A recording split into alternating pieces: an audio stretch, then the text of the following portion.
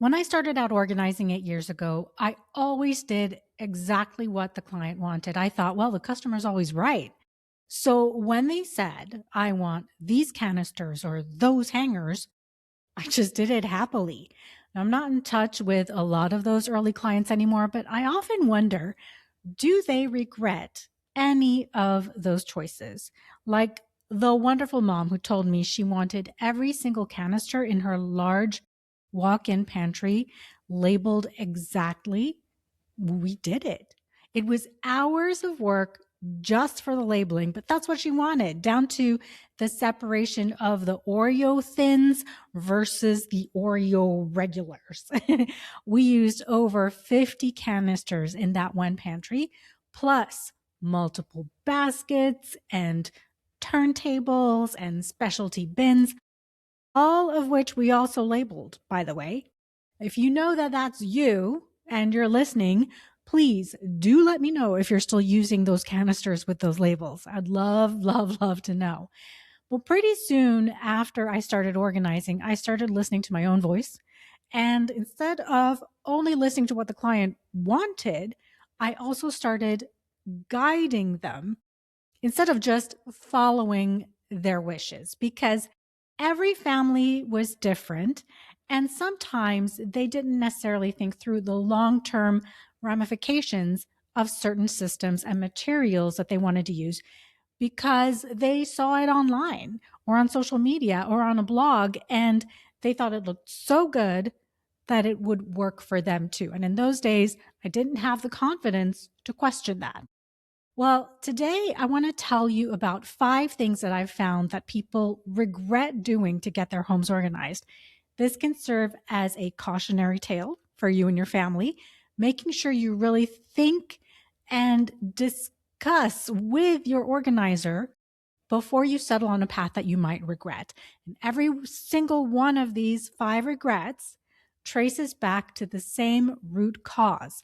Someone designed a system for how a space looks instead of how the household actually behaves day to day.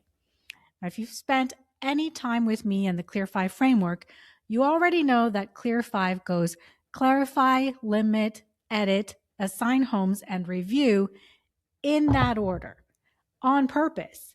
Every regret on today's list probably happened because a household decided to skip straight to assign homes, straight to the containers, the labels, the color system, without doing the clarify, the limit, or even maybe enough of the edit first. That's the diagnosis behind everything that we're covering today. And I'll point it out each time so you'll recognize it.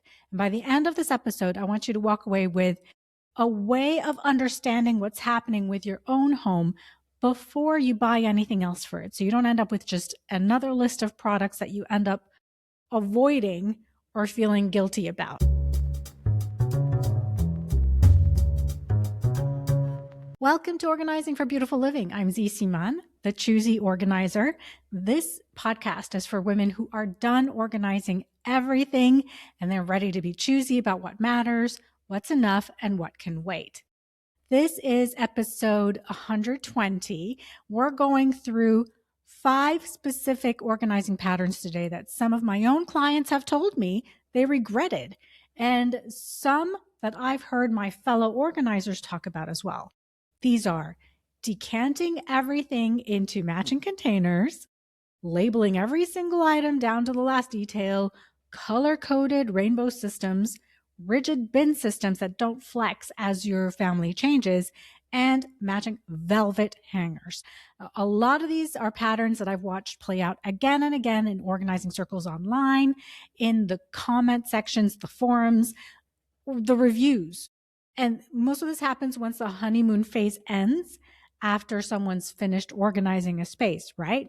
And for each one, I'll give you the case for why I think that particular method or item is popular, where it tends to fall apart, and the one fix that can actually solve it relatively easily. By the end of this episode, you'll know exactly where each of these 5 trends can truly earn a place in your home but also what to check before you spend any money on any of it.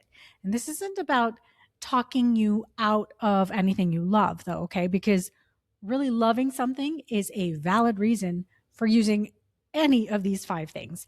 But doing so with your eyes wide open to the potential pitfalls is important. It's all about making sure that whatever you buy survives past that first grocery run after you put stuff in, or the first growth spurt that your child has, or the first so busy week when you're too tired to keep it up. Okay, let's get into it. Let me remind you again that clarify, limit, and edit come before assign homes.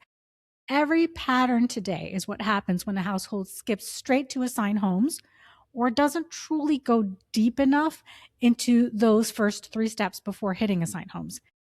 And I get it.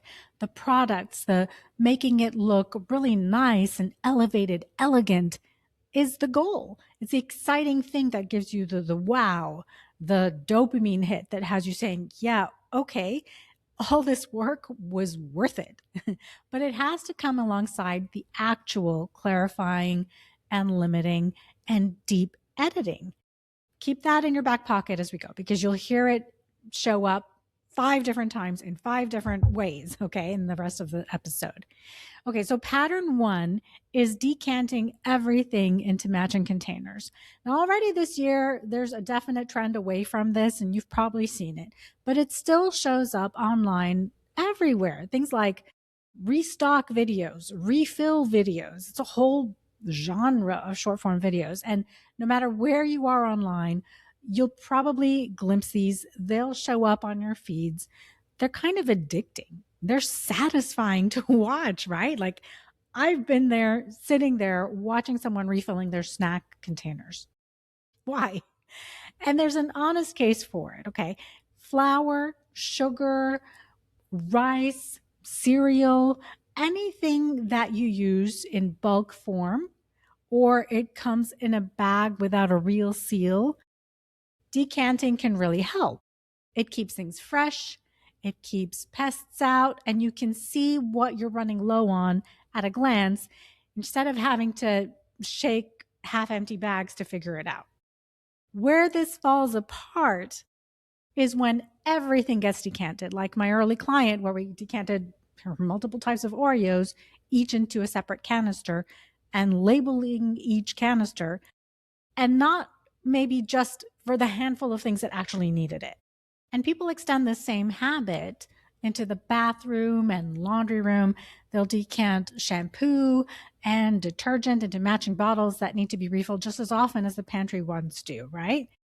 Now, organizers who work with this stuff professionally have been pretty consistent about what they're seeing lately. The households who actually stick with decanting long term already have a steady grocery and tidying rhythm in place before they start. Everyone else ends up fighting a system instead of using it because refilling containers never really quite matches what they bought at the store, or they have to wash jars that they don't have time to wash, or they lose track of what's actually inside the container once the original label and the expiration date need to be changed up. Because what happens is usually the canister you buy doesn't hold 100% of the stuff from the original package. Like people who buy bulk laundry goods, for example. Well, then they have to find space to keep the rest of the product. And then they have to remember to use it up so they have space for the new stuff that they're buying the next time, right? Or it does hold 100% of the original product, but then you've got to maintain that refilling each and every time. So yeah, if you already have a steady grocery pattern going on, refilling certain things that you always do each and every time that you go grocery shopping, then adding a refilling and a decanting to that could work for you. If you've got help on grocery day or you have someone who you trust can manage the backstock of your laundry and your cleaning goods, then you can delegate this decanting to them, sure. But if that's not where you are, if managing those things is not your forte or the forte of your household help, then here's where I would start. Decant the handful of items that you will be happy to refill and manage. Maybe that's just bulk flour, sugar, oats, the powder oxygen cleaner, beans, right? Everything else, leave it in its original packaging. If there are things that you know will need to be refilled really quickly, like boxes of pasta, cookies, chips, or things that you don't buy the exact same of each time, like you buy different types of Oreos each time you go grocery shopping or different types of chips, right? Well, think about whether you'll actually be happy to refill those each and every week, or if you'd be okay keeping them in their original containers where everyone knows what it is by just seeing the container and you don't have to spend time washing canisters and changing labels. And that's what I'll often see in pantries that I've been in. The idea of a pantry full of the matching containers lined up in neat rows, each labeled clearly, is fantastic. The maintenance of that is a reality that working women may not want to take on. So refilling the flour or laundry soap is one thing, but refilling 20 canisters and changing labels every time you go shopping is something else altogether, right? That's when I see these empty canisters pushed into the back of the pantry, and the boxes of pasta that used to be decanted into them are sitting in front of the empties on the shelf. That's what will happen. Okay, pattern 2 is labeling every single item. Labels are useful. Yes, I'm not talking you out of labels. I'm talking you out of labeling everything down to the subcategories of the subcategories. This complaint shows up over and over from organizers who actually maintain these systems for clients long after the installation day, okay? Someone labels every single item in a pantry, right down to the specific flavor and the specific brand and the exact date it was open, like I mentioned before. And the result is that nobody wants to stand there reading 50 tiny labels when they're hungry and they just want a snack before soccer practice, right? I mean, I just want a handful of almonds. And it's not just the pantry. I'll caution you about labeling every compartment of a drawer or every section of a shelf. I worked for a mom once who called me in to help her declutter and organize her daughter's bedroom. She had kept every piece of homework and artwork her daughter had brought home since preschool, and her daughter was now about to start third grade. And she had kept all of those things meticulously in accordion files and in plastic scrapbook cases, labeling each thing. And then she put them on a bookcase in the bedroom. Each section of the bookcase was also labeled, not only for those school things, but for each type of book. They're a bilingual family, so there was a section of Dutch picture books, English picture books, early readers in each language, and each section of the bookshelf was labeled with an actual sticky label from a label maker. This is a mom who works full time and has a weekly housekeeper, and she thought she was doing a great thing by labeling where the books go for her daughter to be able to quickly find a type of book she wanted, or for the housekeeper and her husband to put the books away back where they belonged. She also labeled the bins and drawers in her daughter's closet. Meticulous. The problem, of course, was that it was impossible for her to keep up with. As the number and the types of books changed, or her daughter outgrew certain clothes, she couldn't keep up with the changing labels. You may not be that detailed in your labeling, but it's a watch out for sure. You want your kids to be able to put their toys away, so you want to label baskets and bins in the playroom, right? Even if it's with picture labels and not word labels, depending on the ages of your kids. But even that can be tricky to keep up with. So the fix is pretty simple. Label your categories broadly. They have to work for your real life. So breakfast, snacks, baking, canned goods, not gluten-free crackers, family size, opened on Tuesday. Okay? The labels should be broad enough that when you buy a different brand of the same thing next month, the label still works without you pulling out the label maker again, or worse, giving up on the labels entirely out of frustration. Oreos don't have to be labeled. You can certainly say cookies. That way, if you decide not to buy Oreos next month, you can still use the same canister and the same label. And the same goes for labels in the toy room or the bedrooms, right? So anything with wheels in one bin, you can call it whatever you want, cars and trucks or vehicles or transportation, whatever makes sense for your family.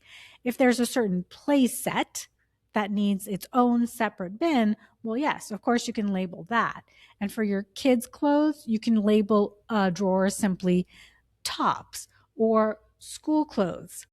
Broad is best to start with. Kids are smart. They'll get it when you show them that in the drawer that's labeled school clothes, the tops go on the left and the bottoms go on the right. And you know what? Even if they don't, getting the stuff into the right drawer is honestly a win. So don't label your entire house. You really don't need to. Pattern 3 is rainbow and color coded systems. You've seen this everywhere. You know exactly the aesthetic I mean. Pantries and closets sorted by color. And it was popularized by a well known Netflix organizing show, The Home Edit, a few years back. It's really gorgeous to look at. Aesthetically, it makes our brains happy to see that kind of order. But the pushback from people who live with these systems day to day is pretty consistent. Sorting something like Legos by color looks wonderful for about a week, and then nobody in the house has the time or the energy or the will to keep sorting them back into color order every time, especially not a 7-year-old at bedtime who just wants the bin closed already. There's a comparison that gets made a lot, and I really like it. A shelf labeled toothbrushes works fine forever. A shelf labeled green toothbrushes only works until someone in your house buys a blue one, and then the whole system needs to be rethinked. There's also a real cost side to this that we should talk about. A color system usually means buying matching multiples of things you'd otherwise just keep in whatever container they arrived in. And that adds up faster than most people expect once you're outfitting an entire pantry or playroom. The walk-in pantry I did for my client early on that I told you about earlier, the product bill for that pantry, including all the canisters, bins, baskets, turntables, risers, all the stuff, was over $1,200. So here's the distinction I want you to walk away with. Color works beautifully as a wayfinding tool. One color per kid for backpacks or towels, one color per category, something that helps you find things faster at a glance and that is easy for you to set back in that color order. Color stops working the moment that it becomes the entire organizing system, because now every new item has to match or have a space right there before it's allowed to have a home in your house. That applies to file organization, by the way. Color coding your paper organizing in your file cabinets feels like a good idea. Like red folders for all the health information, green folders for all your financials, and so on. But there's a maintenance factor there that you really need to consider, right? Like, how much time and effort do you want to put into grabbing a new folder or reusing an old one? So just keep that in mind. Pattern 4 is rigid, non-adjustable bins. Here's what I've run into. Someone buys a beautifully fitted, custom sized bin storage container system, maybe for baby socks or baby clothes or for neckties, or a series of perfectly sized options for your makeup drawers, like the lipstick holders, right? All those things are sized exactly to what they own right now. And it works great for about 6 months. And then the baby grows, the sock sizes change, the clothing categories shift from onesies to two-piece outfits, the lipstick collection grows, the work dress code changes. All of a sudden, that perfectly fitted divider doesn't flex with any of it. So instead of a quick edit and a reshuffle, you're stuck either forcing things into slots that don't fit anymore, or you have to replace the entire system from scratch, which usually means another trip to the store and another round of measuring, not to mention the cost. The fix here is really simple. Before you buy anything fixed and rigid and so particular to a specific item like lipstick tubes, ask yourself how fast this category of stuff actually changes in your house. Baby clothes, kids' shoe sizes, toy categories at certain ages, your makeup and face care, all of that can shift really fast. If your honest answer is it's probably going to constantly change, then buy something adjustable instead, even if it looks a little less polished on day one, right? In your baby drawers, it could simply be drawer dividers instead of little containers, okay? And if you already own the rigid version, that's okay. Just build a 6-month check in into your calendar so you can catch the moment that you outgrow those systems before it becomes a daily frustration. You can adjust it then. You'll be aware that you'll probably need to change that system instead of being blindsided by it or frustrated that you have to spend more money on something that's frustrating you. And pattern 5 is the matching velvet hangers. This is a classic closet look, and I completely understand the appeal of them. That clean, uniform closet line that you see everywhere. The big reason people choose these hangers, by the way, is that they're slim. So you think, oh, hey, I can fit more clothes into my closet now. And the velvet keeps clothes from slipping easily off the hangers. Again, this is great for closets where the clothes are tight. And so moving one piece of clothing might cause another piece to fall off of its hanger. But there's a specific regret that keeps surfacing among organizers who've actually put these into their clients' homes, or they're living with these velvet hangers for years themselves. And so before you buy 60 of them, I want to tell you about it, okay? The issue isn't the look, it's the grip.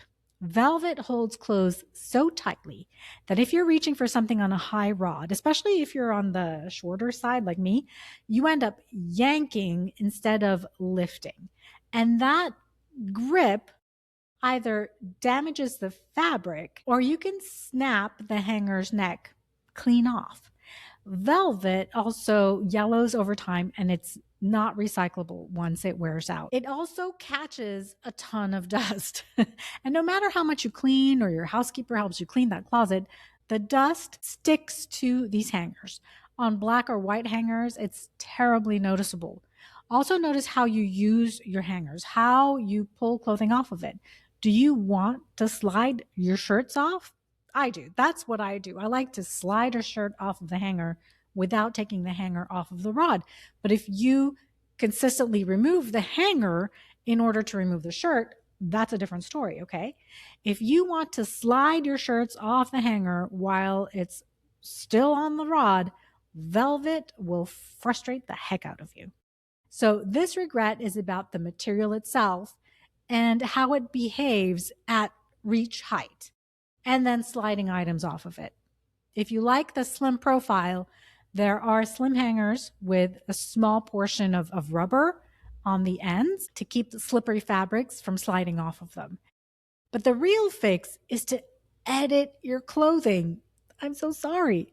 But look at even celebrity closets. They may have a ton of clothes, but they also have huge closets that can accommodate all of those clothes, right?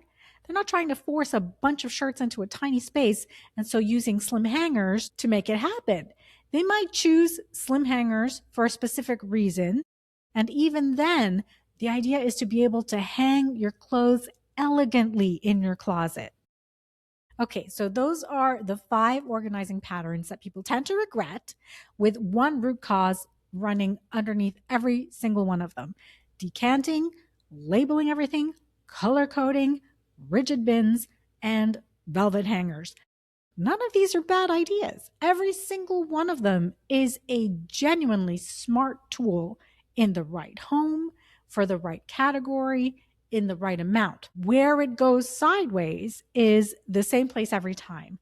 someone bought the product before doing the diagnosis. They went straight to assign homes and they skipped clarify, limit, and edit, or didn't do them completely. And these are the 3 steps that will actually tell you what a space needs before you spend a single dollar on it. So here's what I want you to actually do with this.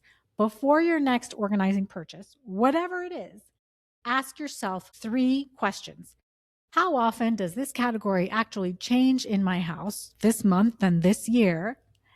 Will I still be maintaining this in 6 months, honestly, once the new container excitement has worn off? And am I buying this because it solves something specific in my home or because it looked really good on someone's TikTok? You don't need to memorize the 5 regrets on your way to the store. You just need that one gut check before you buy. And clear 5 done in order. Clarify, limit, edit before assign homes will get you there every single time, no matter which of these 5 that you're standing in front of at the store, okay? If you're realizing that you might have made already a couple of these mistakes, that's exactly what a free consultation call is for. So before you buy one more container or a label maker, I'll sit down with you either in your home or over video, and we talk through your space together, figuring out why it keeps breaking down before you spend another dollar guessing at a solution that might not even fit how your family lives. There's no pressure and no obligation. It's just a real conversation about your specific home. You can book a free consultation with me over at fireflybridge.com/consultation, and we'll talk through what your home needs. All right. Well, I hope you have a beautifully organized week. I'm Z, and I'll see you on the next episode.